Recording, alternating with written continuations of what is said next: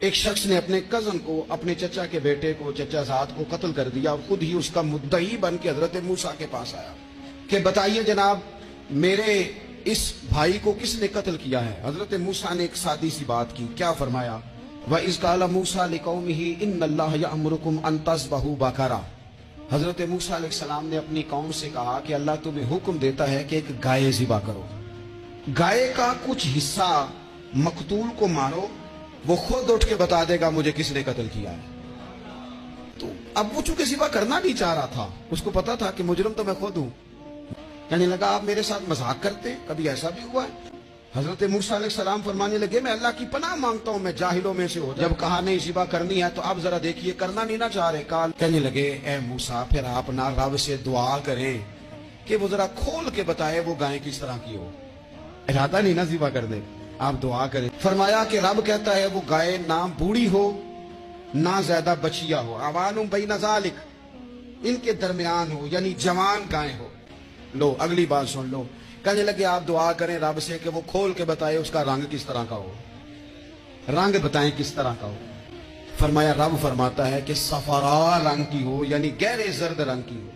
کہ رب فرماتا ہے اس طرح کی گائے ذبح کرو، اور جب کوئی اسے دیکھے تو اسے اچھا بھی لگے، آنکھوں کو اچھی لگے وہ گائے، اس طرح کی گائے ذبح کرو۔ لو اتنی باتیں بتا، کہنے لگے نہیں آپ پھر دعا کریں اللہ ذرا کھول کے بتائے گائے کس طرح کی ہو۔ پھر اللہ تعالیٰ نے فرمایا کہ گائے اس طرح کی ہو کہ وہ کبھی کھیتی میں نہ چلائی گئی ہو، یعنی اس کو کبھی کام نہ اسے لیا گیا ہو، نہ کھیت چلانے ہل چلانے میں لگائی گئی ہو، اور وہ جو کنواں ہوتا تھا جس کے گرد گائیں گھومتی تھی، تو کہا وہ بھی کام اس نے نہ کیا ہو گائے نے، مسلمۃ لا شیۃ فیہا، وہ ہر عیب سے پاک ہونی چاہیے۔ قالوا الآن جئت بالحق، اب کہنے لگے اب آپ صحیح بات لے کے آئیں، اب سوال ختم ہو گئے نا۔ کہنے لگے اب آپ بات فذبحوہا، انہوں نے ذبح کر دی، وما کادوا یفعلون، پر ایسا کرتے نظر آتے، لگتا نہیں تھا کریں گے ذبح پر ذبح۔ اچھا یہ گائیں پھر ملی کیسے؟ امام خازن کہتے ہیں کہ ایک نیک آدمی تھا، اس کا آخری وقت آ گیا تو اس کے پاس جو کل جمع پونجی تھی وہ ایک بچیا تھی، گائیں کی بچیا ویڑی، اس کے پاس وہ ایک بچیا تھی صرف، تو اس نے اس طرح کیا کہ اس کی گردن پر ایک مہر لگائی، اللہ کے نام پر بطور امانت اس نے اس کو جنگل میں چھوڑا، کہا یا اللہ میرا بیٹا ایک ہی ہے وہ بھی چھوٹا ہے، اس کی حفاظت کرنا اور میرے بیٹے کو پہنچا دینا۔ بچہ بالغ ہو گیا، اس کی ماں نے کہا بیٹا جو امانتیں رب کے پاس رکھوائی جائیں نا ان میں خیانتیں نہیں ہوا کرتی، جا کے جنگل میں آواز دے تیری گائے واپس آ جائے گی۔ اس نے جا کے جنگل میں آواز دی کہ وہ جو میرے باپ نے امانت رکھوائی تھی وہ کدھر ہے؟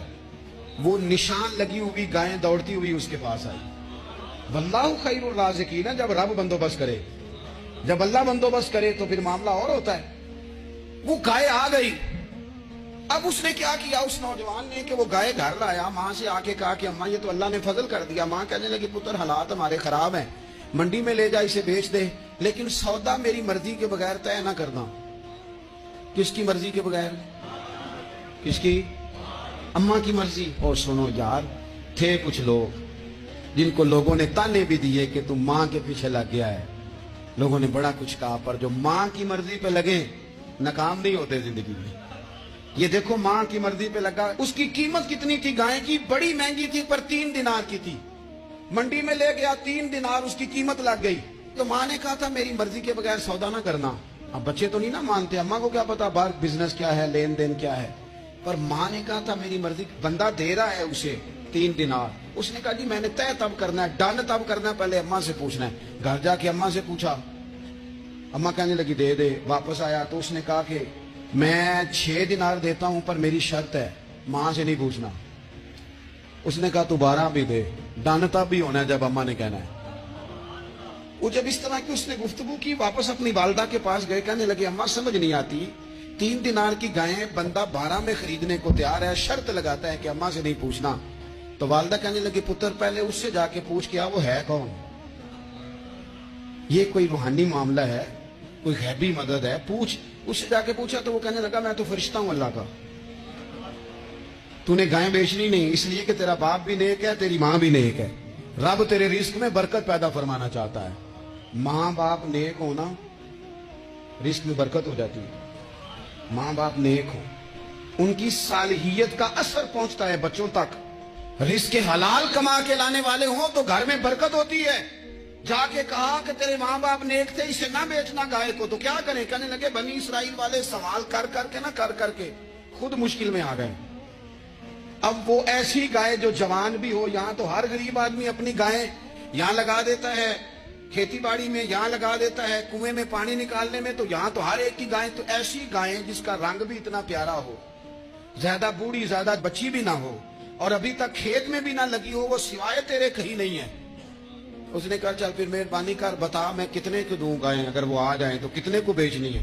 اسے کہنا کوئی نہیں، ریٹ تو زیادہ کرنا ہی نہیں، ان سے کہنا گائے کے اندر سے گوشت نکال دیں اور جتنا گوشت ہے اتنے پیسے بھر دیں، اس کی کھرڑی بھر دیں۔ اب وہ بنی اسرائیل والے ڈھونڈتے پہنچ گئے، کہا جناب گائیں 3 دینار کیا 6 لے لو۔ اس نے کہا نہ بھائی، ذبح کروں گا، گوشت نکالوں گا، جتنا وزن گوشت کا اتنے پیسے بھرو گے کھال میں تو پھر گائے تمہیں ملے گی۔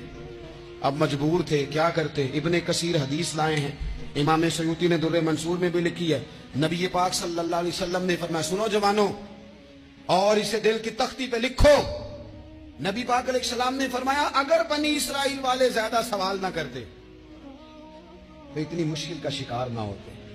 انہوں نے سوال اتنے کیے کہ چارہ نہیں ہے اب ان کے لیے، چارہ نہیں ہے اب ان کے لیے کہ یہ ادھر ادھر جا سکے، مجبوری بن گئی، یہی گائے خریدنی ہے، یہی لے جانی ہے۔